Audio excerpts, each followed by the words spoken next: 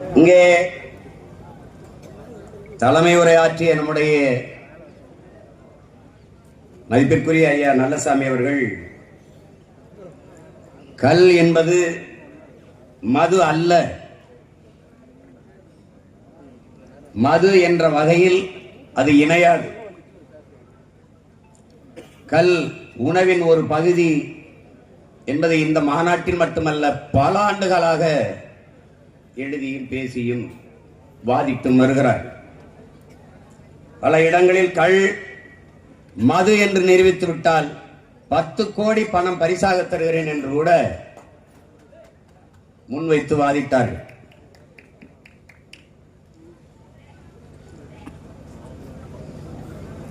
இங்கே அறிவார்ந்த பெருமக்கள், எனது அன்பு சொந்தங்களிடத்திலே, இது ஒரு கட்சி, இது ஒரு அமைப்பு, இதில் ஒரு மாநாடு என்று இல்லாது நீண்ட காலமாக இந்த மண்ணின் மக்களுக்கு மறுக்கப்படுகிற உரிமை, அதை போராடி பெற வேண்டியது ஒவ்வொரு தமிழ் மகனின் பிறவி கடமை என்பதை உணர்ந்து நாம் இந்த இடத்திலே நிற்கிறோம்.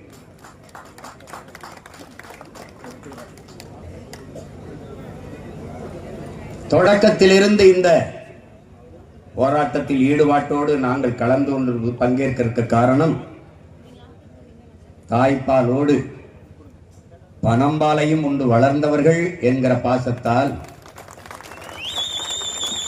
தொடர்ந்து இந்த களத்திலே நிற்கும்.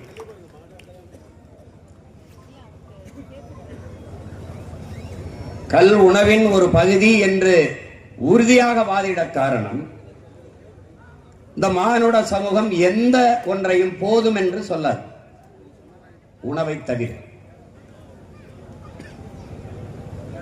ஆனால் கல், சீமச்சாராயம், இப்ப டாஸ்மாக் கடைகளில் இருக்கிற சரக்கை அல்லது பீரையோ பிராண்டியோ விஸ்கியோ ரம்மையோ ஜின்னையோ ஒயினையோ எதை குடித்தாலும் அது போதும் என்று சொல்ல மாட்டான். மயங்கி தன்னிலை மறந்து கீழே விழுகிற வரை குடிப்பான். ஆனா எவ்வளவு பெரிய குடிக்கக்கூடியவனாக இருந்தாலும் 2 லிட்டர் அல்லது 2 செம்பு 3 செம்புக்கு மேலே கல்லை அருந்த முடியாது. அதற்கு மேலே போதும் என்று சொல்லுவானே. ஆனால் உணவை தவிர எது ஒன்றையும் மனிதன் போதும் என்று சொல்ல மாட்டான், கல்லை போதும் என்று சொல்வான். சங்க இலக்கியங்களில் இருந்தே கல் இருக்கிறது. கல்லுண்ணாமை நமது மூதாதை வள்ளுவர் பெருமகனார் மறைமொழியில் பாடியிருந்தாலும், இங்கே உங்கள் மூதாதை கல்லுண்ணாமையை பாடிவிட்டாரே வள்ளுவன். கொல்லான் புலான் மறுத்தானை கைகூப்பி எல்லா உயிரும் தொழும், அதான் அவன் பாடியதுதான். கொலையின் கொடியோரை வேந்தொருத்தல் பைங்குள் கலை கட்டதனோடு நேர், அதுவும் அவன் பாடியதுதான். உயிர்களை கொல்லாதே என்று பாடிய அவன் கொலையில் கொடியோரை வேந்தெடுத்தல், துரோகியை போட்டு தள்ளுதலும் அது களை எடுத்தலுக்கு சமம்டாங்கிறான். அது அவன் தான் பாடியிருக்கான்.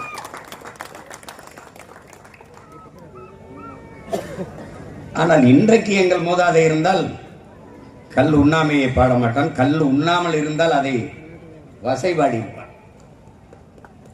சங்க இலக்கியங்கள் இருந்து அவையும் அதிகமானும் கல் உண்டு பேசிக் கொண்டிருந்தார்கள் என்று இருக்கிறது. சங்க இலக்கியங்கள் இருந்தே. என்னால் கல் மது அல்ல. ஒவ்வொரு தேசிய இனங்களுக்கும் உலகெங்கும் மது இருக்கிறது. ரஷ்யானா ஓட்கா இருக்குது, அவன் முந்திரி பருப்புல செய்யறான், சிலர் கோதுமையில செய்யலாம், சில அரிசியில செய்யறான்.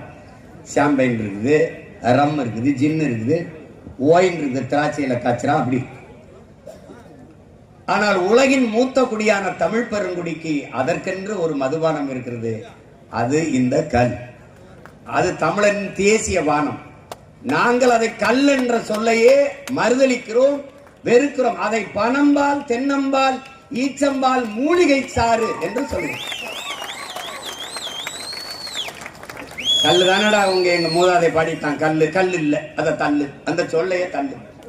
இப்ப என்ன சொல்லலாம்? மூலிகை சாறு. இவ்வளோண்டு அருகம்புல்லு சாறு குடிச்சா உடம்புக்கு நல்லது, இவ்வளோண்டு கோதுமை புல்லு சாறு குடிச்சா உடம்புக்கு நல்லது. எவ்வளவு பெரிய புல்லு கல்லு இந்த பனை, அதனுடைய சாரை குடிச்சா நல்லது இல்லையா? ஒரு கேள்விதான் என் உடன் பிறந்தார்களே, கல்லு குடிச்சு செத்தவனை சொல்லு, சொத்தம்பட்டையும் வித்தவனை சொல்லு, ஒருத்தனை சொல்லு. எங்க ஐயா சொன்னார் பாருங்க, பல நோய்களை குணப்படுத்துகிற மூலிகை, எந்த கலப்படமும் இல்லாத மூலிகை பனம்பால், தென்னம்பால் மூலிகை சாறு. நான் கூட கேட்டேன், இந்த பனை 2-3 மாசம் தான் இருக்குது, இப்ப நம்ம வந்தா கல்லு திறக்கணும், பனம்பால் தென்னம்பால் மூலிகை சாறு நம்ம கொண்டு வருவோம். இப்ப தென்னம்பால் தென்னை மரத்துல கிடைக்கும், அது போதிய அளவு கிடைக்காது. இப்ப பனம் மரம் கொஞ்ச காலம் தான் இருக்கு, 2-3 மாசம் இருக்கு, அதுக்கப்புறம் என்ன பண்ணலாம்? பாண்டியன் கேட்டேன், அண்ணன் ஈச்ச மரம் இருக்கு, அதுல எப்பவும் நம்ம கட்டிக்கலாம். அப்பா தப்சம்டான்னு நினைச்சேன். இப்ப இதுல நீங்க ஆழமா நீங்க எப்படி பார்த்தாலும் சரி, இது எப்படி பார்த்தாலும் சரி, இங்க என்ன பண்ணுவாங்கன்னா, ஒரு பிரச்சனைக்கு பேச கூட்டிட்டு போயிட்டு அந்த பிரச்சனையை தந்தவனே விமர்சிச்சு பேசக்கூடாதுன்றாங்க. நான் பல போராட்டங்களுக்கு போயிருக்கேன், அதை மட்டும் கொஞ்சம் பேசிடாதியே எப்படின்னா, எப்படி கொலகாரனே இவன் தான் கொலகாரன் சொல்லாம அங்க போய் பேசி என்ன பயன் இருக்குது? இத்தனை மாநிலங்களில் நம்முடைய தலைவர் ஐயா நல்லசாமி சொல்லும்போது சொன்னார்கள், புதுச்சேரியில் கல் இருக்கு, கேரளாவில் இருக்கு, ஆந்திராவில் இருக்கு, கர்நாடகாவில் இருக்கு, இந்தியாவில் எல்லா மாநிலங்களிலும் கல் இறக்கப்படுது, விற்கப்படுது. தமிழ்நாட்டில் மட்டும் தடை ஏன்? நான் கேட்டேன், கல்லு மது சரி தடை, அப்ப டாஸ்மார்க்கில் விற்கிற அந்த பீர், பிராண்டி, ஒயின், ரம், ஜின் எல்லாம் புனித நீரா, கோயிலில் கொடுக்கிற தீர்த்தமா என்று கேட்டேன். அதுக்கு ஒரு பதிலும். இத்தனை மாநிலங்களில் கல் இறக்கப்படுகிற அனுமதி இருக்கிற போது தமிழ்நாட்டில் மட்டும் தடை எதற்கு? எதற்கு என்றால், என் உடன் பிறந்தார்களே, இந்தியாவை ஆள்கிற எந்த மாநில முதலமைச்சருக்கும் சாராய தொழிற்சாலை கிடையாது. சந்திரபாபு நாயுடுக்கு ஃபேக்டரி இருக்கா? பினராயி விஜயனுக்கு சாராய ஆலை இருக்கா? இல்ல மம்தா பானர்ஜிக்கு இருக்கா? இல்ல சீதாராமையாக்கு இருக்கா? இல்லை. தமிழ்நாட்டை ஆண்ட முதலமைச்சர்களுக்கு மட்டும் கணக்கில்லாத சாராய ஆலைகள் இருக்கிறது. நீண்ட காலமாக இந்த அரசுகள் டாஸ்மார்க்கில் மட்டும்தான் பாஸ்மார்க் வாங்குகிறார்கள். ஆண்டு ஒன்றுக்கு 50,000 கோடிக்கு சாராயம் விற்கிறார்கள். 40,000 கோடி. சட்டசபையிலே நிதியமைச்சர் பேசுகிறார், 40,000 கோடியில் இருந்து இன்னும் 5,000 கோடி, 50,000 கோடிக்கு மது விற்பனையை உயர்த்த திட்டமிடுகிறோம். எப்படி? குடிகார பயிர்கள் எண்ணிக்கையை கூட்டுவதற்கு திட்டமிடுகிறோம். அறிவார்ந்த பெருமக்களே, எண்ணிலும் இல்லை என் தம்பி தங்கைகளே, கடந்த பொங்கல், இந்த பொங்கலுக்கு மட்டும் 2 நாளில் 725 கோடி கொடுத்திருக்காங்க. எத்தனை நாளில்? 2 நாளில் 725 கோடி. இப்ப நம்ம கேள்வி, அடுத்த கேள்வி என்ன? 2 நாளைக்கு 725 கோடிக்கு குடிக்கிற இவனுக்கு, இவ்வளவு வருமானம் இருக்கிற இவனுக்கு எதுக்குடா இலவசம்? இதான் கேள்வி. ஒரு படம், ஒரு திரைப்படம், பிடித்த நடிகரின் படம் ஒரே நாளில் 35 கோடி வசூலிக்குது. ஒரு நாளில்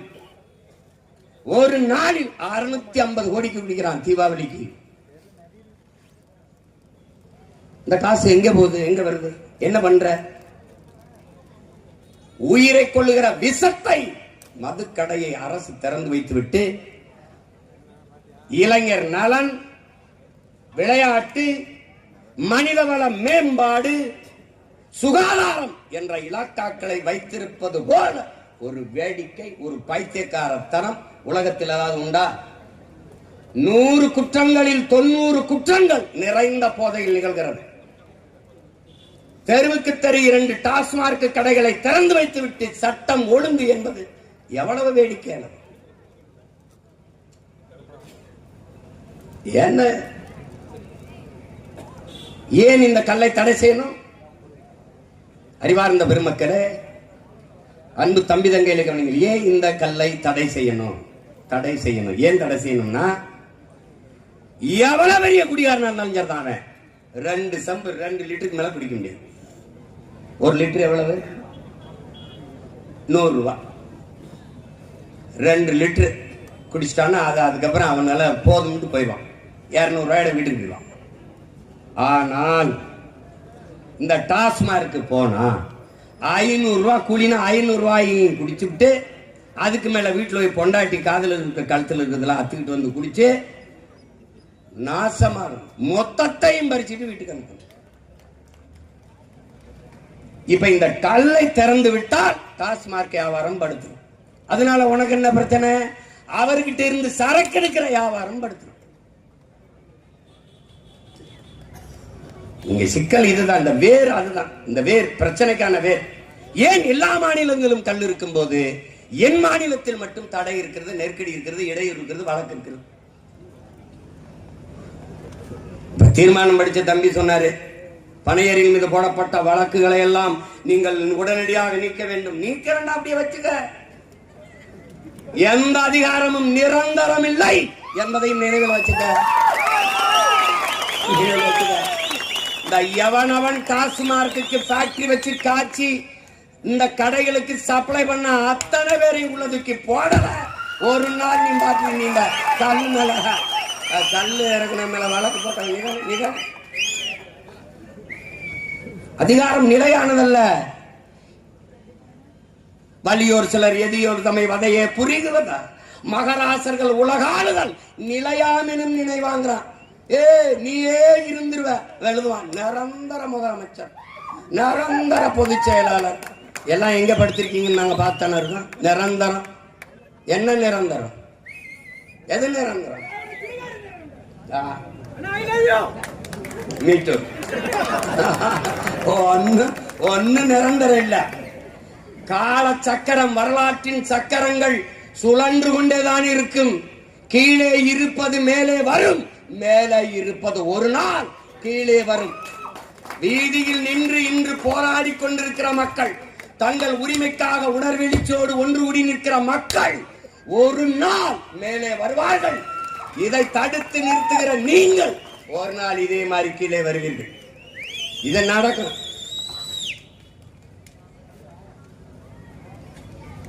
சொல்றது அது கல்லு மது அது இதுன்னு உலகம் பூரா விற்கிறான். அமெரிக்காலாம் 17 காய்ச்சற கருப்பட்டி 350 ரூபா, 1000 ரூபா ஒரு கிலோ. கல்லுல காய்ச்சற கருப்பட்டிக்கு விலை அதிகம் 500 ரூபா. சுண்ணாம்ப கூட கலப்படமா பாக்குறான் அவன். இந்த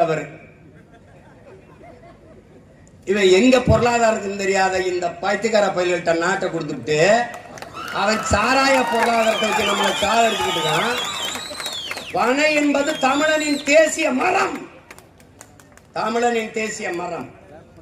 எத்தனை புயல் அடித்ததா சாஞ்ச ஒரு பனையை சொல்றான், ஒரு பனையை சொல்றான்.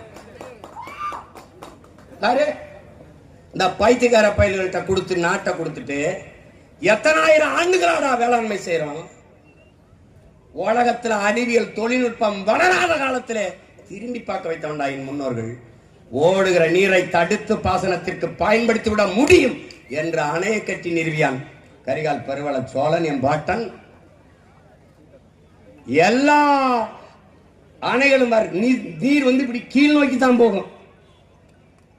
உலகத்திலே பாம்பை போல வளைந்து வளைந்து கீழே இருந்து மேலே ஏறி தண்ணி வாய்கிற ஒரு முறையை உலகத்திலே கட்டியவன் என் பாட்டன் காளிங்கராயன். இந்த உலகத்திலே எவனா சொல்றான் மாதிரி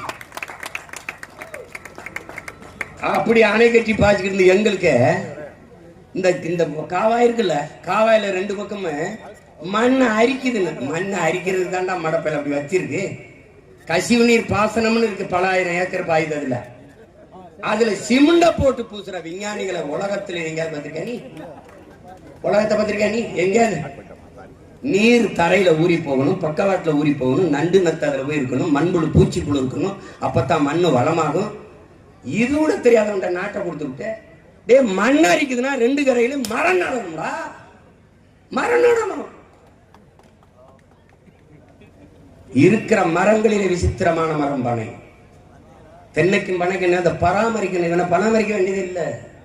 1000 அடிக்கு கீழே போய் தண்ணீரை உருகிட்டு வந்து வாழ்வான். எல்லாத்துக்கும் பக்க வேறு இருக்கு, பக்க வேறு கிடையாது, ஆணி வேறு தான். இவனுக்கு வேறு கிடையாது, டியூப் குழாய். அவன் பட்டு போனோன்னு வேற எடுத்துப்பாரு. அப்படி கருப்பா ஒரு இது இருக்கும், எடுத்தீங்கன்னா குழாய் மாதிரி இருக்கும், உள்ள பஞ்சு இருக்கும். அந்த பஞ்சுல நீர் உறிஞ்சி வச்சுக்குவான். கிணறை சுற்றி 10 பனை மரம் இருந்தால் கடைசி வரை தண்ணீரை வற்ற விடாது என்று வேளாண் பெருங்குடி மகன் நம்முடைய அப்பா நம்மால் வர சொல்றார்.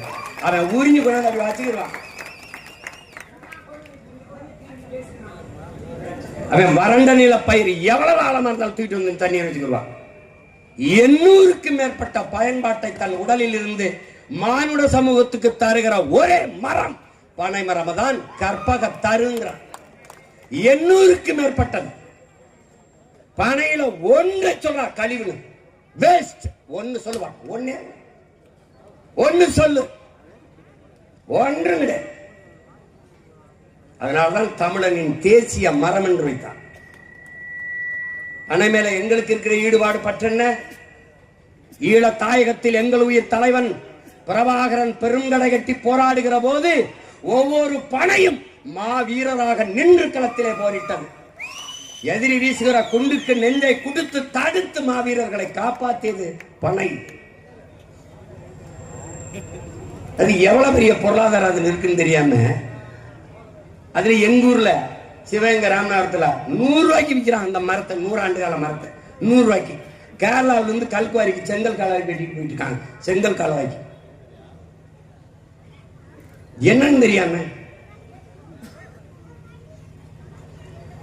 தன் உடலிலே எல்லா பாகங்களையும் பயன்பாட்டுக்கு தருகிற உலகில் ஒரு மரம் உண்டென்றால் அது பனை. எவ்வளவு பெரிய பொருளாதாரம் இருக்குன்னு தெரியாம அன்னைக்கெல்லாம் ஒரு தம்பி, நான் வளர்க்கிறேன், நான் படிச்சிருக்கேன், நான் படிச்சுட்டு இதை தொழிலா செஞ்சுக்கிட்டு இருக்கேன். இங்க பாருங்க, நாங்க 17 தான் இறக்குறோம். 17 இறக்குறோமா கல் இறக்குறோமான்ட்டு சோதிக்கிறேன்னு உடச்சு போட்டுருக்கிறத பாருங்க அப்படின்னு எடுத்து காணொலியா வெளியிட்டு இருக்கான். வலைவெளியில் இருக்கு, நீங்க பார்க்கலாம்.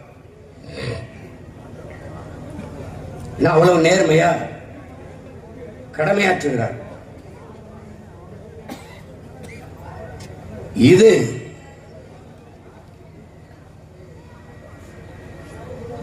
இது ஒரு கொடுமையான நடவடிக்கை தான் நம்ம பார்க்கணும். நீண்ட காலமா இந்த போராட்டம் நடந்து கொண்டிருக்குது. எங்க ஐயா கேட்கிற மாதிரி விடுதலை எல்லாம் நாங்க கேட்கல, நாங்க இறக்குறோம், விற்கிறோம். உன்னால என்ன முடியுமோ செய். வழக்கு அது இல்லை என்றால் விடியாது கிழக்கு. அது தடை அதை உடை, சிறை அதை நிறை. இந்த கோட்பாட்டை ஏற்கிறவங்க தான் வாழ முடியும். ஒரே நாள்ல 100 வழக்கு வாங்கின ஒருத்தனை இந்தியாவில் யாரையாவது சொல்லு? நான் தான். ஒரே நாள்ல செஞ்சுடி. கிரிக்கெட்ல இல்ல, வழக்குல ஒரே நாள்ல. ஏன் சொல்லு? என்ன பண்ணிடுவ? என்ன பண்ணிடுவார் சொல்லு? ஜெயில போடுவ, போடு. என் பங்காளி வடிவேல் சொல்ற மாதிரி சிறை பறவைடா. நாங்கெல்லாம் சிறை பறவை. ஜெயில் கட்டதே எங்களுக்கு. இப்ப என் சொந்தக்காரெல்லாம் போலீஸா இருக்காங்க, எல்லாம் வக்கீலுக்கு படுத்திருக்காங்க. இந்த என் தம்பி இதெல்லாம் கூட வக்கீல் படுத்திருக்காப்புல. நாங்கெல்லாம் இல்லைன்னா வேலை என்ன வேலை இருக்கு? ஏதாவது வழக்க கொடுக்கணும்ல. அப்புறம் மாமச்சின்னு அண்ணன் தம்பிலாம் எப்படி பொழைக்கிறது? எப்படி பொழைக்கிறது? இப்ப நீதிபதிகள்லாம் இவ்வளவு கஷ்டப்பட்டு தேர்வு எழுதி நீதிபதி ஆகி பயன் கோர்ட்டெல்லாம் என்ன பண்றது? இதுக்கெல்லாம் அச்சப்பட முடியாது. இழந்து விட்ட உரிமைகளை பிச்சை கேட்டு பெற முடியாது, போராடித்தான் பெற்றாக வேண்டும் என்று புரட்சியாளர் அம்பேத்கர் கற்பித்தது நமக்குத்தான். இது நமது உரிமை. இது வேளாண்மையில் ஒரு பகுதி. வேளாண்மை என்பது தொழில் அல்ல, ஒரு பண்பாடு, வாழ்வியல். தமிழனோட வாழ்வியலோடு இணைந்தது கல் இறக்குதல், பதநீர் இறக்குதல், இந்த பனை வேளாண்மை. அதை நீ எவ்வளவு நாள் தடுத்துருவேன், நிறுத்திடுவேன்? எவ்வளவு நாள்? அவங்க சொல்றது எங்க ஐயா சொல்றாருல, அதுல கலப்படம் 1987 87 அது கலப்படம் வருது, கல் இல்ல அப்படின்னு. ஏன்னா கல்லை தவிர இந்த நாட்டில் எதுலையுமே கலப்படம் இல்லை. இப்ப இவங்க டாஸ்மார்க்ல கொடுக்கிற சரக்குல சத்தியமா நம்ம ஐயா அந்த பீச்சில் இருக்க எல்லா சமாதி மேல ஆன சரக்குல கலப்படம் இல்லை. எந்த சரக்குலையும் கலப்படம் இல்ல இல்ல, எதுலையுமே கலப்படம் இல்லை.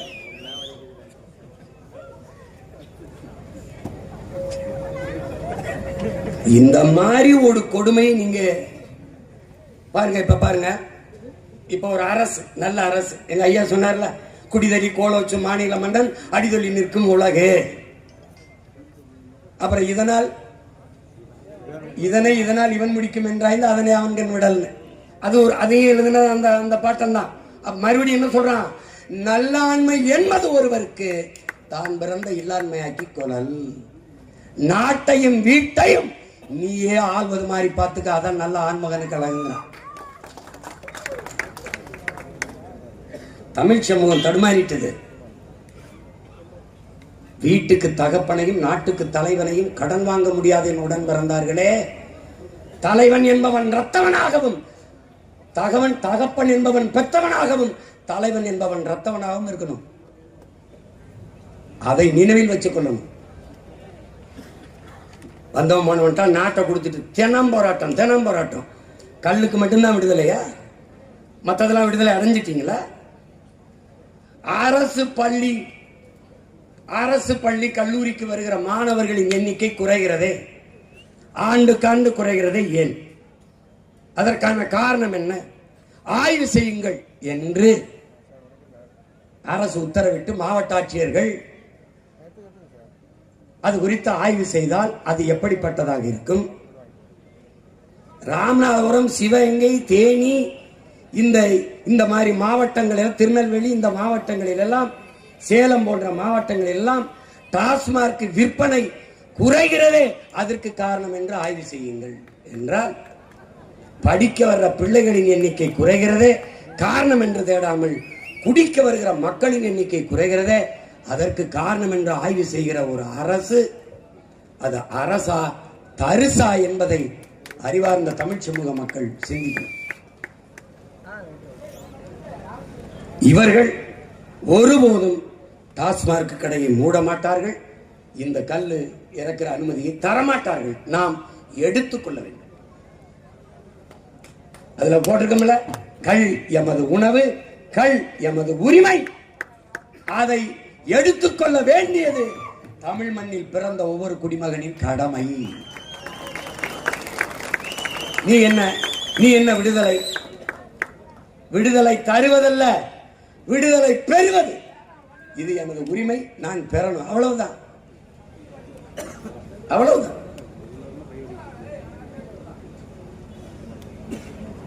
அப்ப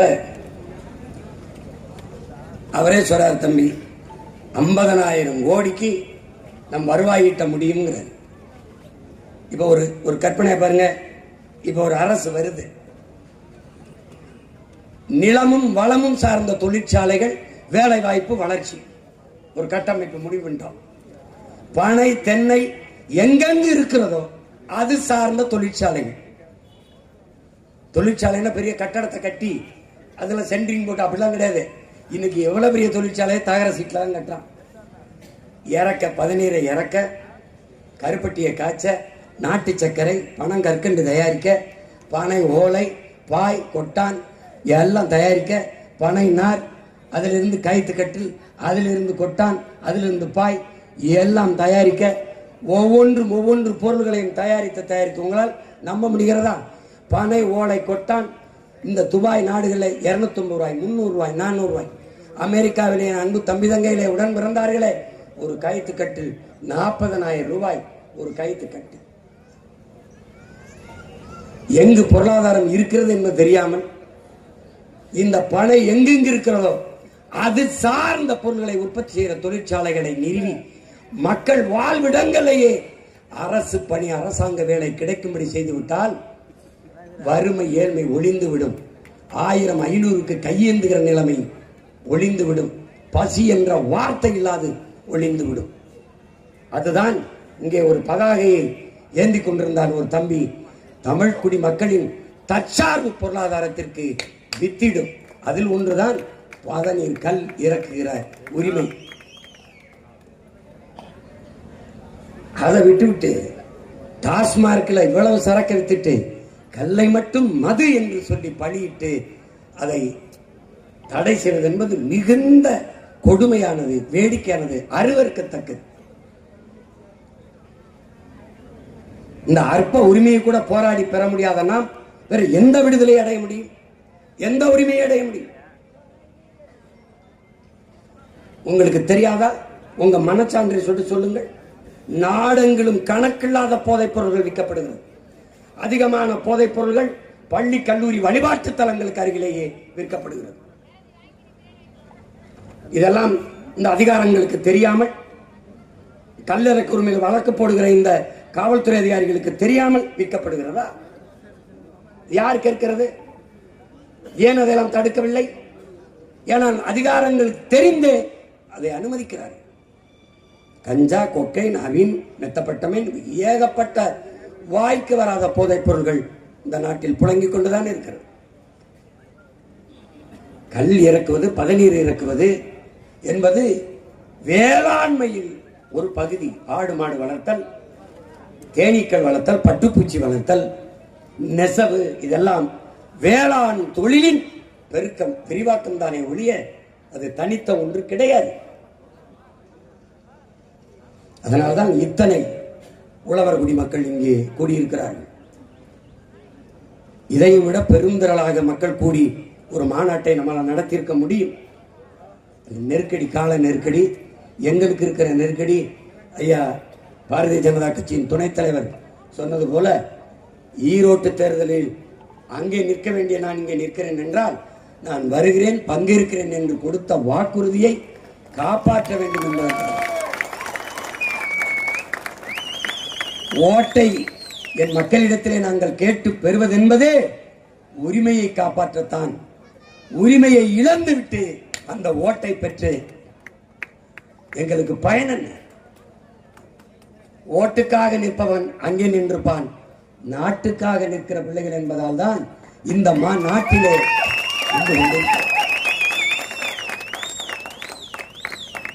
இந்த மகனை பாருங்கள். எத்தனை ஆண்டு காலமாக இந்த கல் இறக்கிற உரிமையை கேட்டு போராடி கொண்டிருக்கிறார். விவசாயினால் எது படிக்காதவன் செய்கிற வேலை என்று படித்து இந்த நாட்டில் எல்லா சட்டங்களும் எல்லா செக்ஷனும், திருக்குறளுக்கு தனியாக பொழிப்புரையே எழுதிய ஒரு அறிஞர், அவரோடு வாதத்தில் வாதிட்டு வெல்ல எவனாவது உண்டா? படிக்காதவன் செய்கிற தொழில் வேளாண்மை என்று எவன் சொன்னது? பசித்தவனுக்கு வயிறு பசிக்குமா, பசிக்காதா? பசி என்ற ஒன்று இருக்கிற ஒவ்வொருவனுக்கும் ஒவ்வொருவரும் செய்ய வேண்டிய வேலை வேளாண்மை என்பதை அறிவார்ந்த பெருமக்கள் புரிந்து கொள்ள வேண்டும். அதிலே இந்த கோரிக்கையை வைத்து அரசுக்கு வலியுறுத்தி கொண்டே இருக்கிறோம். எங்களுடைய கோரிக்கையை, போராட்டத்தை பார்த்து கேட்டுக்கொண்டிருக்கிற மக்களுக்கு இதன் பக்கம் இருக்கிற நியாயத்தை எடுத்து கூறிக்கொண்டே இருக்கிறோம். மக்களின் பிரச்சனைகளை அரசு கையில் எடுக்காத போது மக்களுக்கு இருக்கிற கடைசி வாய்ப்பு அரசை, அதிகாரத்தை மக்கள் கையில் எடுப்பதுதான், வேறு வழி கிடையாது. அதை நோக்கிய பயணம்தான் இப்போது நடந்து கொண்டிருக்கிறது.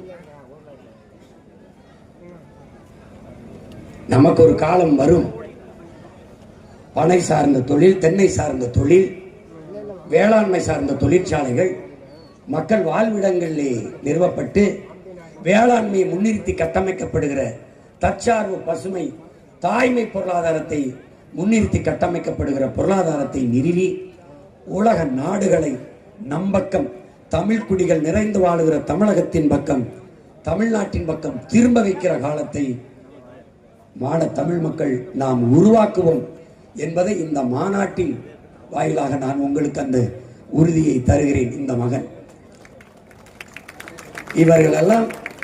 இவர்களெல்லாம் சொல்வது நடக்குமா? அப்படிதான் என்னை தொடக்கத்தில் நினைத்தார்கள்.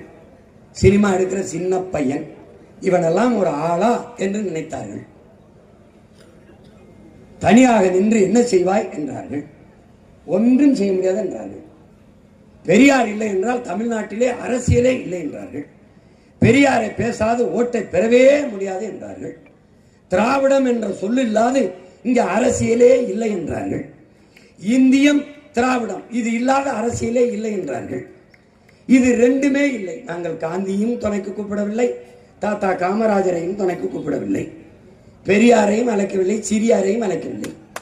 திராவிடம்ங்கிற சொல்லு இல்லை. ஏனால் மான தமிழ் மக்களுக்கு அது தீட்டு, அதை நாங்கள் தொடவே இல்லை. உங்களால் பயங்கரவாதி, தீவிரவாதி, கொலைகாரன் என்று தடை செய்து வைக்கப்பட்ட ஒருவனை தலைவனாக ஏந்தி நீங்கள் இறக்கிய கொடியை ஏற்றி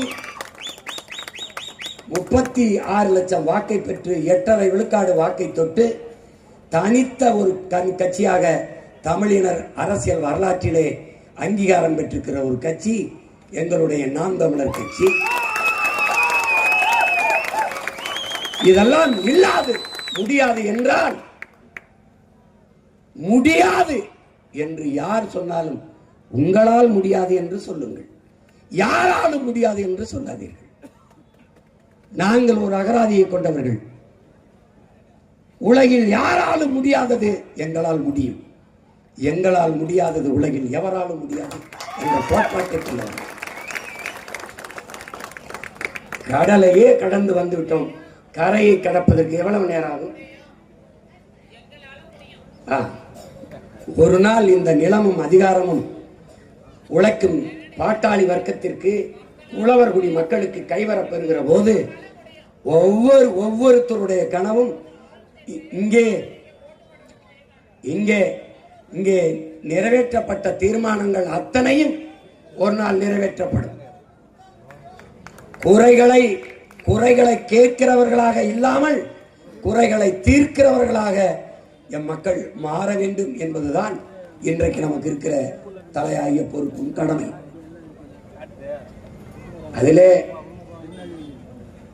என் மக்களுக்கு ஒரு நோய் இருக்கிறது. கல் இறக்குவோர் என்றால் அது கல் இறக்குற ஒரு பிரச்சனை. விளைவித்த பொருள்களுக்கு விலையேற்றம் உரிய விலை என்றால் அது வேளாண்குடி மக்களின் பிரச்சனை.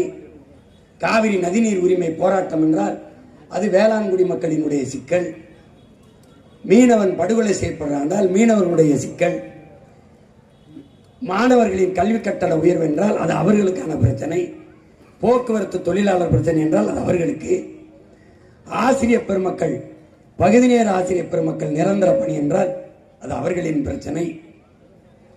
பணி தேர்வு எழுதி தேர்ச்சி பெற்ற பிறகு பணி நியமனத்திற்காக 14,000 ஆசிரியர்கள் காத்திருக்கிறார்கள் என்றால் அது அவர்களுடைய பிரச்சனை.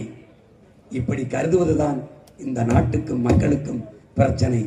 இது நம் நாட்டு பிரச்சனை, நம் இனத்தின் பிரச்சனை என்று என்றைக்கு நாம் எண்ணி இணைகிறோமோ அன்றுதான் இந்த பிரச்சனைகளுக்கு முற்று வரும் என்பதை அறிவார்ந்த தமிழ் சமூக மக்கள் உணர்ந்து கொள்ள வேண்டும்.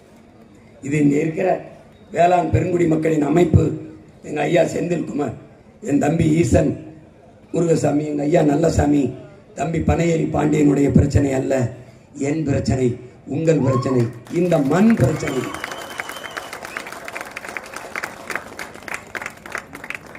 பசித்து உணவுங்கிற ஒவ்வொருத்தனுடைய பிரச்சனை, ஒவ்வொருத்தனுடைய பிரச்சனை. அதை புரிந்து கொள்ள வேண்டும். என்னிலும் இளைய எதிர்கால தலைமுறை தம்பி தங்கிகள் இதை புரிந்து கொள்ள வேண்டும். எல்லோரும் நீங்கள் வர்ற வழியில் பார்க்கலாம். கருப்பட்டி காஃபி என்று போடலாம். கருப்பட்டி, ஆலப்பட்டி டைட்டிலோட போடுவான். கருப்பட்டி காஃபி.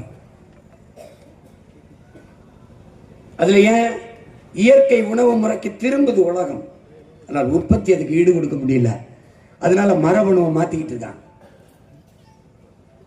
1 கிலோ தக்காளி என்றால் ஒரு 10 பழம் இருக்கணும்னா ஒரே பழத்தை 1 கிலோ வாக்கிறது, அந்த முடிவுக்கு வந்துட்டான். இப்ப அது மாதிரி எல்லாம் இயற்கை உணவுக்கு திரும்புது.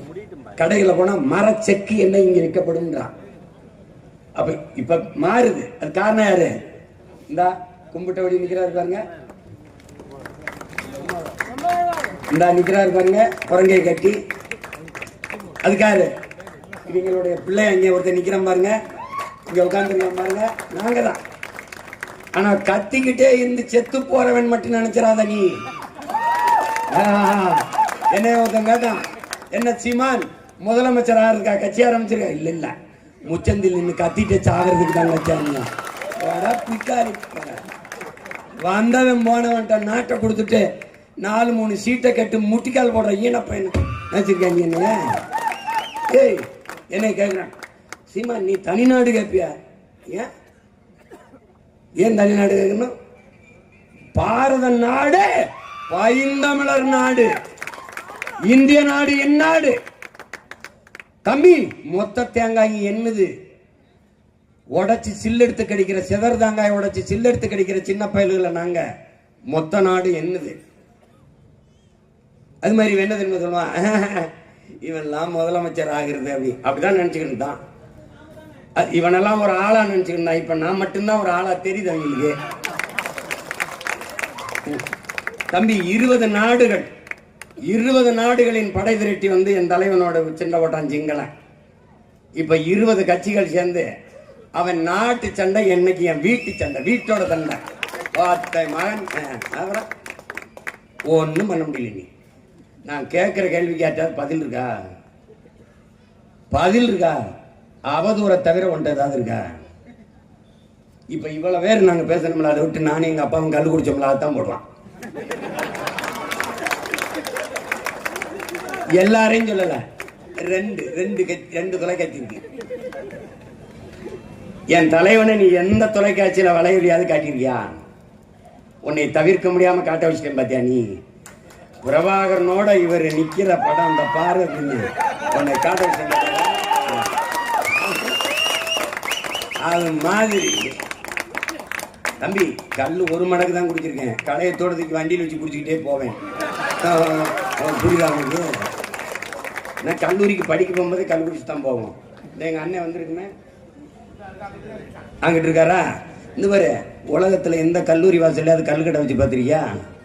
எங்களுக்காக தான் கல் கடை. எங்க பெரியப்பா வச்சுக்கிட்டு உட்காந்துருப்பார். போகும்போது குடிச்சு போவோம், வரும்போது விட்டுட்டு போவோம். வேலையே எங்களுக்கு படிக்கும்போது கல்லூரிக்கு போறது இல்லை, கபடி விளையாடுறத, பந்தயம் கட்டி ஜெயிக்கிறத, பொரோட்டா திங்கிறது, கல் குடிக்கிறது, படம் பார்க்கறது.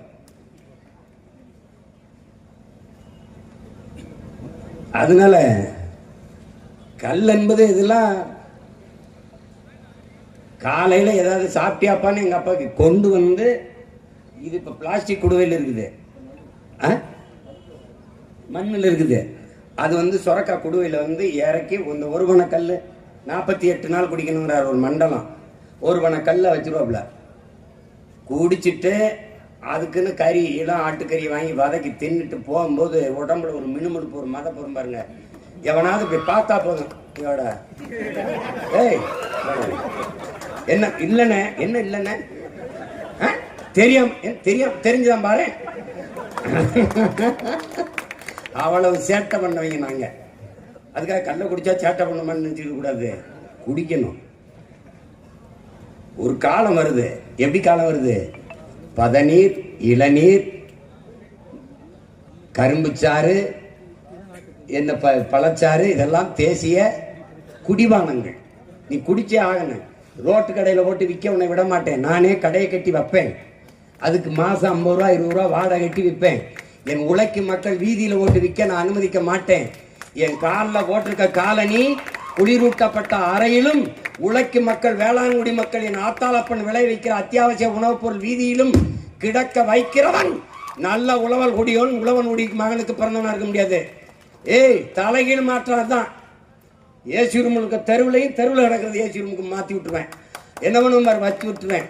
நீ இளநீர் இங்க இருந்து போய் இளநீர்னா அங்க போய் குடிக்கலாம், பழச்சாறு குடிக்கலாம், பதநீர் குடிக்கலாம், நொங்கு, இதெல்லாம் தேசிய குடிபானங்கள். தேசிய மதுபானம், தமிழ் தேசிய மதுபானம் எது? பனம்பால், தென்னம்பால், மூலிகை சாறு. இந்த கலப்படம்னு கல்லில் எதுலையுமே கலப்படம் இருக்காது. ஏன்? ஒரு நேர்மையாளன் கையிலே அதிகாரம் போய்விட்டால் கலப்படம் என்பது இல்லை.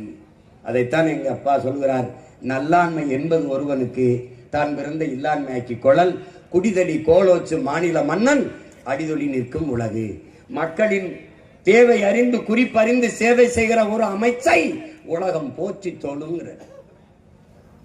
முறை செய்து காப்பாற்று மன்னவன் மக்களுக்கு இறை என்று வைக்கப்படும். அப்படி முறை செய்து காப்பாற்றும் ஒரு மன்னவனை, ஒரு தலைவனை இந்த நாடு தேர்வு செய்கிற போது இந்த விடுதலை என்ன, எல்லா விடுதலையும் இந்த நாடு அடையும். எல்லா விடுதலையும் அடையும் போது கல் விடுதலை எம்மாத்திரம். உறுதியாக நாம் அந்த உரிமையை பெறுவோம். எங்க ஐயா சொல்ற மாதிரி துணிஞ்சு இறக்க எத்தனை வழக்கு வருத பார்ப்போம். அதுக்காக நாம் தமிழர் கட்சி தமிழ்நாட்டில் இல்லை, இந்தியாவில் இல்லை, உலகெங்கும் இருக்கிற ஒரு அரசியல் கட்சி, பேரியக்கம். அது உங்களுக்கு சட்டப்பூர்வமாகவோ பொருளாதார அளவிலோ படையளவில் எந்த வழியிலையும் உங்களுக்கு ஆர்ப்பாட்டம் போராட்டம் எதற்கும் உங்களுக்கு துணை நிற்கும் என்பதை என் அன்பு தம்பி பாண்டியன் அவர்களுக்கு இந்த மாநாட்டிலே நாம் தமிழர் கட்சி உறுதி அளிக்கிறது. நீங்கள் எனக்கு எழுதி அனுப்பியதிலே நீங்கள் இதற்கெல்லாம் துணை நிற்க வேண்டும் என்று நீங்கள் கேட்டிருந்தீர்கள் என்று நான் தள்ளி நின்றிருக்கிறேன். உங்களுக்கு துணை நிற்க என்றுமே உங்களோடு தான் இருக்கிறேன். நானும் எங்களுடைய அரசியல் பெரும்படையும் மக்களுக்கானது, உங்களுக்கானது. நம்பிக்கையோடு நில்லுங்கள். இது நமது